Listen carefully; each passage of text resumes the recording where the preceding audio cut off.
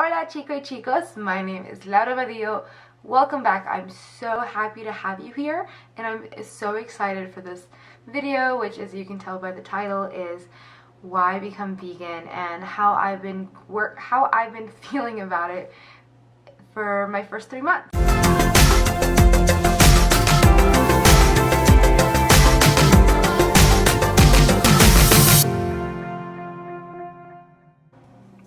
Well, first question, well, the main question I've been getting by everyone is why? Why become vegan?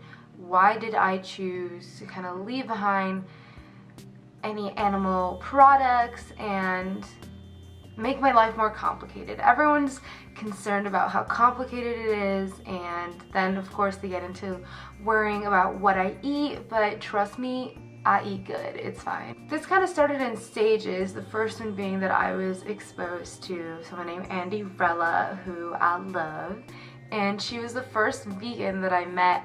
I remember just kind of pounding her down with questions about, what does she eat, how does she get her protein, all these questions.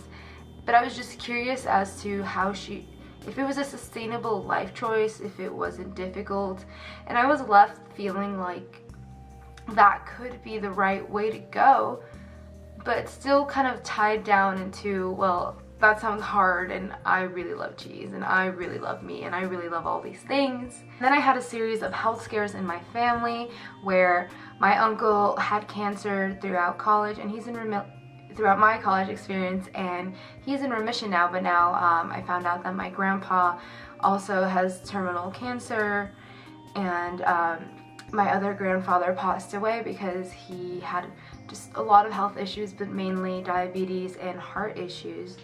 And my dad had a heart attack on my 21st birthday. So I think that was just kind of a wake-up call for me, and I was just primed and ready to do something different, but I hadn't really pinpointed what. I try to just adopt an even healthier lifestyle and work out as much as I can, because heart disease, cancer, obesity, those are all things that were prevalent on my mind. The last one because I've had a hard relationship with food growing up, and to top it off, I'm lactose intolerant, but I wasn't really giving into it. I was not having it. I was just gonna keep eating what I felt like I wanted to eat and just suffer the consequences as they came.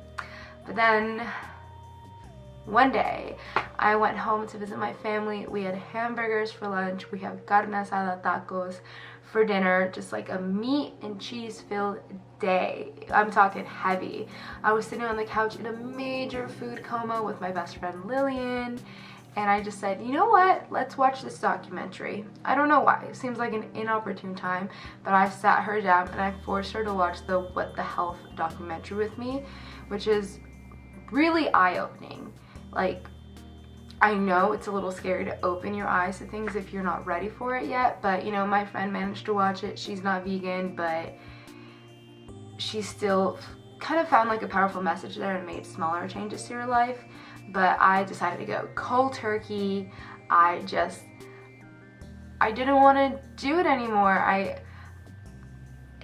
Why was I eating dairy if my body couldn't process it and if it was rebelling against it? Like, I was mostly just eating a lot of chicken because I knew red meat was a little scary to me.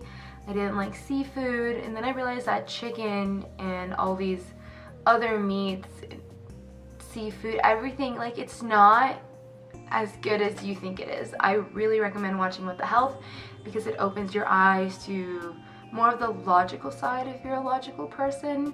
Like, it tells you crazy things like how much pus is allowed in milk, how much like chemicals fish have and what they're subjected to and how that's taking a toll on the environment, what cows are subjected to, how that's taking a toll on the environment. So it really hits you from like an ethical, sustainable, and then health perspective, because it's telling you and showing you how adopting a vegan lifestyle can really be a natural way to preemptively fight against anything with like any sort of those heart issues, that diabetes, even cancer, just reduce your risk of getting cancer. And with my family history, I just thought if there's anything that I could do to minimize those risks, I was going to take it, because I was so scared at this point. I needed to feel that change. And so then I just switched off from that point off. The day after eating that huge meat feast all day, I just decided that this was something I wanted to do to take care of my body, take care of my health now, instead of waiting years down the line and having to take all these pills. And, you know, I'm not lying, I was hoping that I'd lose some weight, or, you know, that I just, you know, it would help me define who I was in terms of my eating habits in a way that was both healthy and ethical and sustainable. So I just decided to jump on that train and learn different ways of cooking. I saw this as an adventure. You know, there's so many different ways to make something delicious.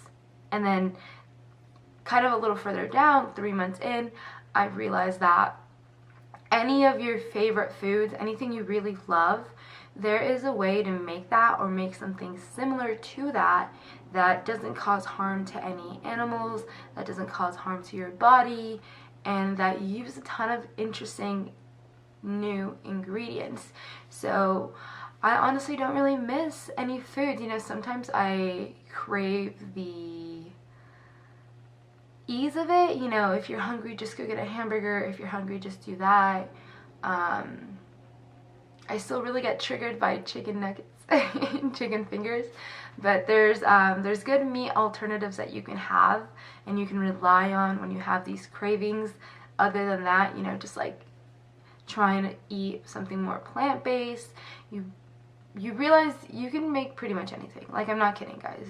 I love ramen, but I know that's based like in a pork broth, and most of the prepackaged ramens have like egg in the mix, or they have just like everything in their seasoning. But you just do your research. I found some delicious ramen that is vegan friendly, and I just add a ton of veggies to it to make it a little bit more hearty and just make it hold you over better. Anything in the world, there is a vegan substitute for it, I promise. And you know, now that I have that ethical connection to it, aside from just weight loss, and now that I know that I'm happy with the food I eat, and I know that I can find any sort of supplements or alternatives, I'm realizing the benefits far outweigh the detriments. Or I wouldn't even say detriments, just, you know, I feel like every time I explain myself, I'm just like ready. I have to be the pro-vegan advocate and assure everyone that I'm not gonna die and show everyone the delicious food you can have. But there's really no detriment, I'd say. And, you know, like, my acne is way down. I used to have such problematic skin. That's not an issue anymore.